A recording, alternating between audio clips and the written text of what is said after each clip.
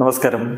റാഫ്റ്റോക്ക് ഫുട്ബോളിലേക്ക് അവർക്കും സ്വാഗതം. അങ്ങനെ FC ബാഴ്സലോണയുടെ ഈ സീസണിലെ കേർട്ടൻ റൈസർ മത്സരം ജോൻ ഗാംബർ ട്രോഫി ഇന്ന് നടക്കുകയാണ്.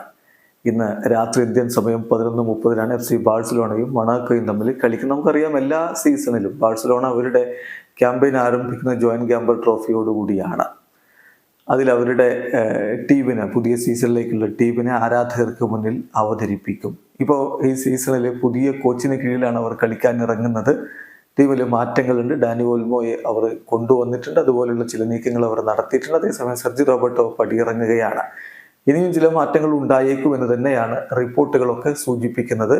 പ്രധാനമായും വിക്ടർ റോക്കിന്റെ കാര്യത്തിൽ ഇപ്പോഴും ഒരു ഫൈനൽ തീരുമാനം വന്നിട്ടില്ല. അദ്ദേഹം ഒരു പക്ഷേ മത്സരം കളിച്ചേക്കില്ല.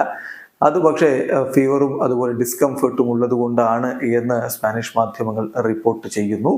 ഈ ഒരു കളിയിലേക്ക് വരികയാണെങ്കിൽ തീർച്ചയായിട്ടും ബാഴ്സലോണയെ സംബന്ധിച്ചിടത്തോളം മികച്ച ഒരു തുടക്കം കുറിക്കുക എന്നുള്ളത് ഇമ്പോർട്ടൻ്റ് ആണ്. പുതിയ കോച്ചിന് കീഴിൽ കൂടുതൽ കരുത്തോടുകൂടി ഈ സീസൺ പിടിക്കാനാണ് അവർ ആഗ്രഹിക്കുന്നത്. അതുകൊണ്ട് തന്നെ മൊണാക്കോക്ക് നേരെ ഫ്രണ്ട്ലി മത്സരമാണെങ്കിലും അവർ മികച്ച പ്രകടനം കെട്ടഴിക്കുന്നത് കാണാൻ വേണ്ടി ആരാധകരും കാത്തിരിപ്പാണ്. അതേസമയം ബാഴ്സൽ ഇപ്പോഴും ട്രാൻസ്ഫറുമായി ബന്ധപ്പെട്ടിട്ടുള്ള കാര്യങ്ങൾ അവസാനിച്ചിട്ടില്ല. ഈവൻ ഇൽക്കെ ഗുണ്ടോഗൻ അടക്കം ഒരു പക്ഷേ ക്ലബിൽ അത്ര ഉറപ്പില്ല എന്ന തരത്തിൽ ചില റിപ്പോർട്ടുകൾ വരുന്നുണ്ട്. പ്രത്യേകിച്ച് പുതിയ സൈനിങ്ങുകളൊക്കെ വരുന്ന ഘട്ടത്തിൽ അതെന്താവും എന്നുള്ളത് കണ്ടറിയണം. പക്ഷേ ഫ്രങ്കി ഡിയോങ്ങിനെ അവർ മാഞ്ചസ്റ്റർ യുണൈറ്റഡിലേക്ക് കൊടുക്കാൻ ആഗ്രഹിക്കുന്നു എന്ന വാർത്ത കൂടുതൽ ശക്തമായിട്ട് ഇപ്പോൾ പ്രചരിച്ചുകൊണ്ടിരിക്കുന്നുമുണ്ട്.